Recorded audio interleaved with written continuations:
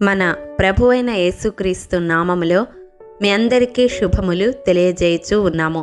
ప్రియ దైవజనమా, Sharon మన్నాలో భాగముగా ఈ దినం మరొక వాక్య భాగమును ధ్యానించుకుందాము. యెషయా గ్రంథము 60వ అధ్యాయము 22వ వచనము. వారిలో ఒంటరి అయిన వాడు 1000 మంది అగును, ఎన్నిక లేనివాడు బలమైన జనమగును. ప్రియ దైవజనమా, ఈ వాగ్దానము ఎలా సాధ్యము?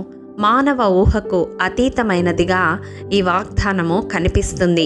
కానీ అబ్రహాము, ఇస్సాకు, యాకోబుల జీవితాలలో ఈ వాగ్దానము నెరవేర్చబడి నేటికి ఇశ్రాయేలీల జాతి మన ఎదుట దృష్టాంతముగా ఉన్నది.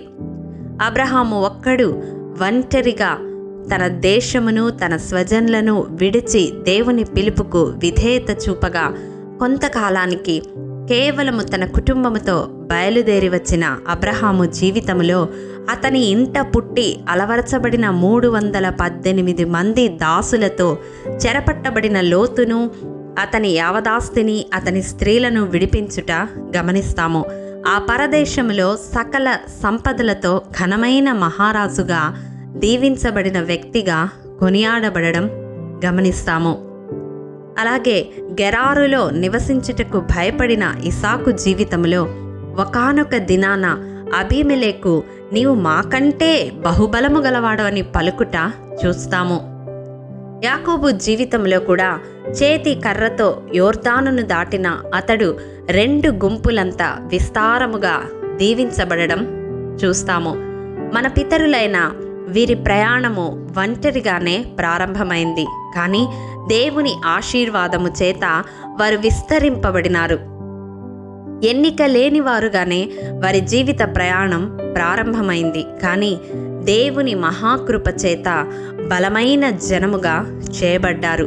వారి జీవితాలలో దేవుడు తగిన కాలమున ఈ కార్యమును జరిగించినాడు. ఈ వాక్యము వింటున్న ప్రియ సహోదరుడా, సహోదరి, నీవు కూడా ఈ లోకంలో ఒంటరి వాడను, ఈ సమాజంలో ఎన్నిక లేని దానను, ఎన్నిక లేని వాడను అని కలత చెందుతూ ఉన్నట్లయితే దేవుడు ఈ దినం సూటిగా నీతోనే మాట్లాడుతూ ఉన్నాడు.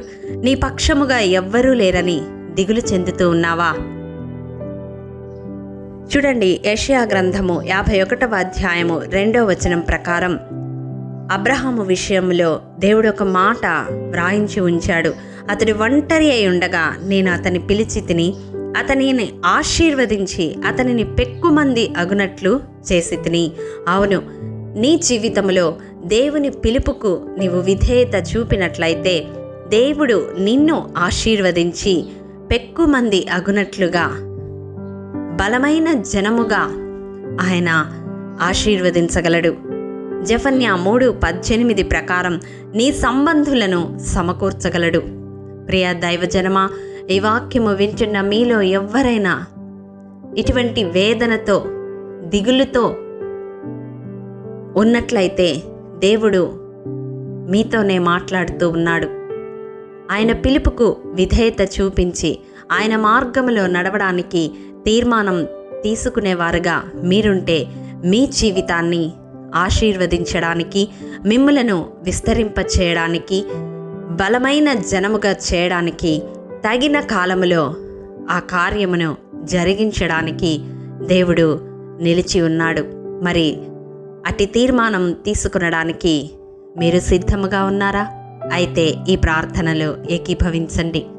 మమ్మల్ని మిక్కిలిగా ప్రేమించిన మా ప్రియ పరలోకపు తండ్రి, మీ పరిశుద్ధ పాదములకు వందనములు, స్తుతులు, స్తోత్రములు. దేవా, గడిచిన దినములన్నిటా నీ కృపలో భద్రపరచి మరొక నూతన దినాన్ని దయచేసి ఈ రీతిగా నీ వాక్కులు ధ్యానించుకున్నటకు మీరు అనుగ్రహించిన కృపను బట్టి మీకు వందనాలు. దేవా, విత్తబడిన వాక్యమును ప్రతి హృదయంలో 100 ఫలింపచేయండి. ఎవరైతే ఈ లోకములో ఒంటరితనముతో దిగులు చెందుతూ ఉన్నారో, వారి పక్షముగా ఎవ్వరూ లేరని కలత చెందుతూ ఉన్నారో, అట్టి వారిని మీ హస్తాలకు సమర్పిస్తూ ఉన్నాం. ఇదిగో, వారి దినము తీర్మానము తీసుకుంటూ ఉండగా నీ పిలుపుకు విధేయత చూపించి నీ ద్వారా ఆశీర్వదించబడాలని ఆశపడుతూ ఉండగా అట్టి వారందరినీ మీరు జ్ఞాపకం చేసుకుని వారిని విస్తరింపచేసి బలమైన జనమగునట్లుగా మీ కార్యమును తగిన కాలములో జరిగించమని యేసు అతి పరిశుద్ధ నామం పేరట అడిగి పొందుకొని ఉన్నాము తండ్రి. ఆమెన్. ప్రియ దైవజనమా, అనుదినము షారోన్ మన్నా ద్వారా అడగబడుచున్న నెంబర్ ఇన్ బైబిల్ క్విజ్ ప్రశ్నలకు సమాధానములు ప్రతి నెల మొదటి వారము కామెంట్ బాక్స్లో పోస్ట్ చేయబడతాయి. కాబట్టి గమనించి మీకు తెలియని ప్రశ్నలకు సమాధానములు తెలుసుకొనగలరని ప్రభు పేరట మనవి చేయుచూ ఉన్నాము. ప్రియ దైవజనమా, ఈ దినం నెంబర్ ఇన్ బైబిల్ క్విజ్ ప్రశ్న. ప్రియ దైవజనమా, అర్థహశస్త ఏలుబడి కాలమున 20వ సంవత్సరములో నీసాను మాసమందు అతని ఎదుట విచారముగా కనబడినది ఎవరు? మీ సమాధానం మాకు తెలియజేస్తారు కదూ. ప్రభు కృప మనందరికీ తోడై ఉండునుగాక. ఆమెన్. ప్రియ దైవజనమా, ఈ దినము జన్మదినము, వివాహ దినము జరుపుకుంటున్న వారికి షారోన్ గ్రూప్ తరపున హృదయపూర్వక శుభాకాంక్షలు తెలియజేయుచూ ఉన్నాము.